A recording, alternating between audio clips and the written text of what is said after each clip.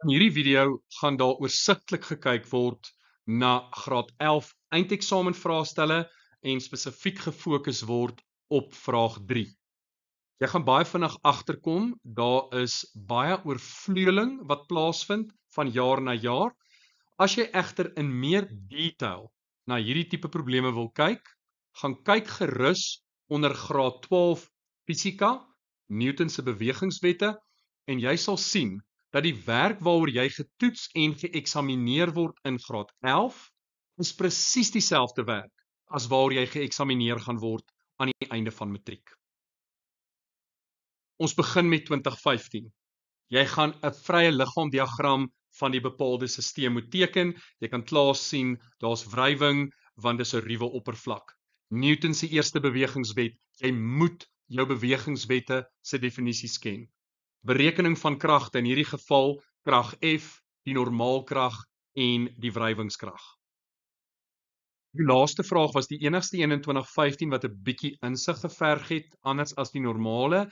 Jy het 'n krag wat nou afwaarts toegepas word. Die gewig is ook afwaarts en hoe meer kragte afwaarts om die ewewig te behou, beteken dit jou normaalkrag gaan toeneem en hierdie is op jou formuleblad. Jy weet dat jou wrywingskrag is direk eweredig aan jou normaalkrag. Onthou, jou wrywingskoëffisiënt mu k bly konstant want is oppervlakafhanklik.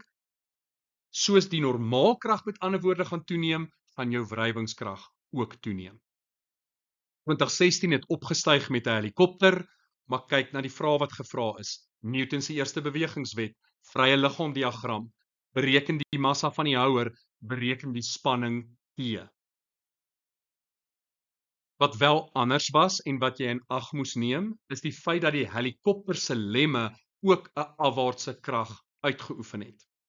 Die vraag was byvoorbeeld, hoekom sal die houer stil hang as die spanning opwaarts in die tou groter is as die gewig van die houer afwaarts?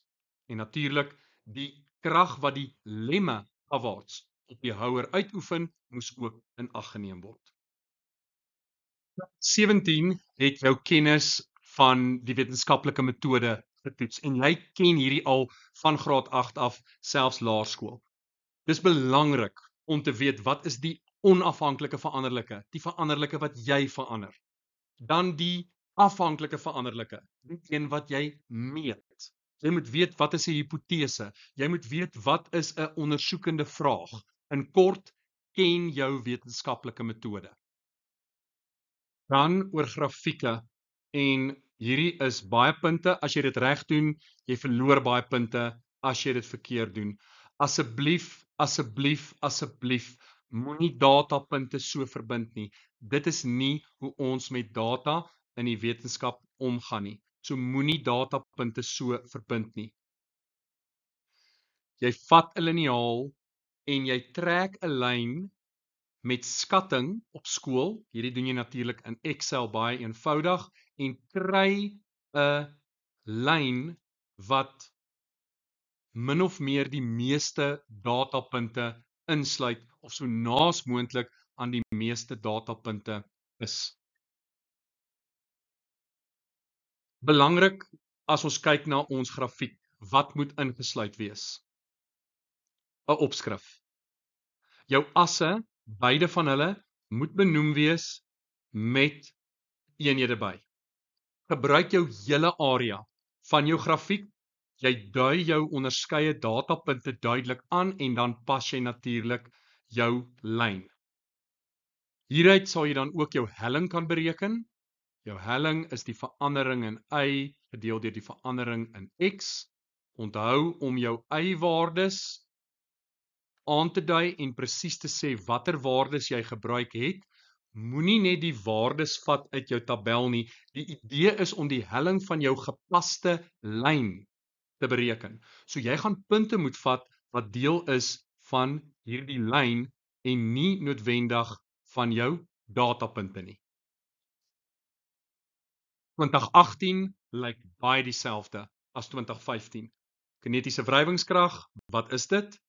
Newton se eerste bewegingswet, bereken die horisontale komponent, bereken die normaalkrag en dan bereken die koëffisiënt van kinetiese wrywing. Die enigste vraag in 2018 wat 'n bietjie anders was die laaste ene. Sal die koëffisiënt van kinetiese wrywing verander indien die hoek van die toegepaste krag verander? Hulle wil weet, hoe gaan dit mekaar beïnvloed? En jy weet, dis 'n uitvangvraag. Die koëffisiënt is slegs afhanklik van die tipe oppervlak. Met ander woorde, tipe materiaal waarmee die voorwerp in kontak is. 2019 ook geen verrassings nie. Newton se eerste bewegingswet, vrye liggaamdiagram, bereken die loodregte komponent, krag F, kinetiese wrywingskrag en die kinetiese wrywingskoëffisiënt. Nooi jou weer eens uit om te gaan kyk na die video's onder graad 12 fisika waar eindeksamen-vraestelle oor Newton se bewegingswette deurgewerk word. Jy sal sien, dis presies dieselfde werk as waaroor jy in graad 11 geëksamineer word. Baie sterkte.